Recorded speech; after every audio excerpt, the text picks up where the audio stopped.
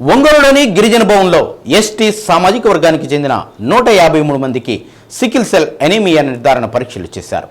ప్రపంచ sickle cell దినోత్సవాన్ని పురస్కరించుకొని జిల్లా వైద్య ఆరోగ్య శాఖ, జిల్లా గిరిజన సంక్షేమ శాఖ సంయుక్తంగా నిర్ధారణ పరీక్షలు చేశాయి. రక్త పరీక్ష ద్వారా సంబంధిత వ్యక్తుల్లో సికిల్ సెల్ ఎనీమియా ఉందా లేదా అని వైద్య సిబ్బంది క్షణాల్లో నిర్ధారిస్తున్నారు. తొలి రోజు 153 మందికి సికిల్ సెల్ ఎనీమియా నిర్ధారణ పరీక్షలు చేయగా అందరికీ నెగిటివ్ రిపోర్ట్ వచ్చినట్లు జిల్లా మానిటరింగ్ అధికారి రాహుల్ తెలిపారు. ఒంగోలు నగరంతో పాటు జిల్లాలో నివసించే ఎస్టీ సామాజిక వర్గం మొత్తానికి పరీక్షలు చేయనున్నట్లు వివరించారు.